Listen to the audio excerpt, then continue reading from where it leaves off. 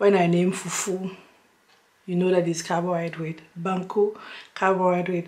Plantains, carbohydrate. Rice, carbohydrate. Jollof rice, carbohydrate. Yams, carbohydrate. Cocoyam, carbohydrate. Cassava, carbohydrate. Like, the name is the problem. Cabbage fufu. How is cabbage going to be fufu? Nope. A stew done with cow meat, a stew done with chicken, a stew done with goat, a stew cooked with pork. It is another level of tasting. Our food is unhealthy. Our food is making us put on weight. How about that each and every day of your diet is a cheat day and you are losing weight? African food can do that, I promise you. Hello curious, welcome to my channel. My name is Dominique, and on this channel I share and document my eclectic good life. So today we are going to be talking about African food and why it is a problem and how I even came about this topic. Actually, I am on a weight loss journey, which I'm not far from my goal right now, but I've tried a lot of things. Like, I've tried low carb, I've tried keto, okay? On both of those diets, you are not really allowed to eat carbohydrate, okay? When I name fufu, you know that it's carbohydrate. Banku, carbohydrate. Plantains, carbohydrate. Rice, carbohydrate. Jollof rice, carbohydrate. Yams, carbohydrate. Cocoyam, carbohydrate. Cassava, carbohydrate. So actually those trends, those nutritional or those healthy fitness trends are actually telling us stop eating African food. Like, I don't know, if you can eat gari made out of coconut, more power to you, okay? More power to you. It's not my thing. Like, cabbage fufu, like, the name is the problem. Cabbage fufu. How is cabbage going to be fufu? Nope. So all those trends are telling us if you want to be healthy, stop eating African food as is, okay? And that's the problem. They are making us into thinking, or they are giving us the proof for us to drop off our African food, okay? So, but me, foodie, and I always say good food is so full. I love food. I love not only the process of eating, but the whole thing around food, how cooking in the kitchen. As a young lady with my mom, it was like we had our private time, how the conversation and the whole thing about, there's something about cooking.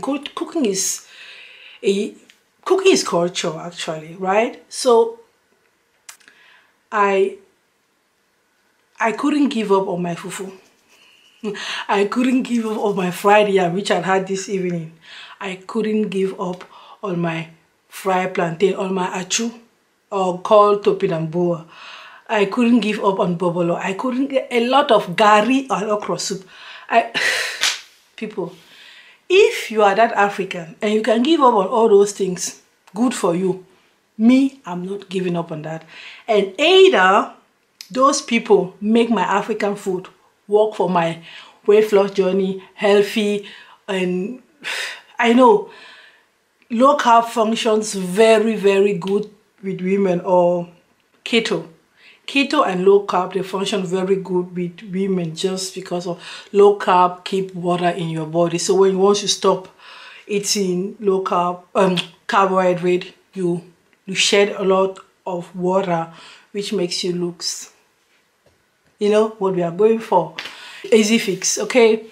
But that is the problem with African food. We are quick to give up on our humilicious tasting. Why? Like, when I look at Asian people, Can you go and tell a Nigerian person to give up on rice just because it's going to make that person lose weight? Like, why are you going to even stand and be talking to that person? Give up on your rice. Or tell an Italian man you give up on pizza or spaghetti. But how do they look? So the problem is not our fufu. The problem is not our yam or our banku, ugali, all the names. No, that's not the problem. The problem is us willing to drop what makes us happy for the first benefits we think we might have in dropping all that food. So keto fufu is nothing to me. I've said it. The problem with African foods are Africans. We are ready to give up to them, to our African food. Imagine you are on keto and you go to a party and there is achu. Aye. Or the next possibility, someone will come and tell me, okay, then do high carb, low fat. Okay. Do high carb, low fat, meaning something vegan and etc. People. If you're an African and you can go vegan and you've been socialized in the deliciousness and yumminess and tastiness of good African food and you are ready to give up on that, then you are a unicorn. More power to you, okay? But for us, I'm talking for people who, and like, I'm not ill. Why should I give up on any food if it's not harming me? Like, I get if the doctor tells me, okay, sugar, you have to give up on sugar or whatever restriction, don't eat oil, don't eat salt. Yes, at that point, but healthy people, healthy folks decide to give up on a nutritional group for the sake of fitness. It's not that intelligent. It's not that smart, isn't it? It's not smart. You are not yet ill. You are not. You don't have cancer. Actually, you are 100%. I hope you are 100% healthy, or you feel good. Let's say you feel good, but you decide on your own to give up on something the nature has provided to us for our own personal goodness. You are not that really smart. And the funny thing about us giving up on our fufu or our banku is those cultures where those strains come from. Those strains still stays in their lane or in their food lane. It is what it is. You are just doing copy paste. Okay, we are doing copy paste, and it's not good, because I've not yet met an African who did keto and didn't have a cheat meal. So as long as you are eating something and you have to cheat, then there's something wrong on your main eating. My opinion. Okay, that's my opinion. Don't come after me, but if I have to cheat in eating, like in food, cheat in the sense of what I'm eating I'm not supposed to eat, but I allow it because I cannot do without, then you are better off including that food you love or you want to be eating on a regular basis because you want it. You are not ready to give up on that. And it's not giving you any allergies or any whatever. So keep eating your fufu, keep eating your banku, keep eating your yam, like imagine doing this high carb, low fat, vegan, what?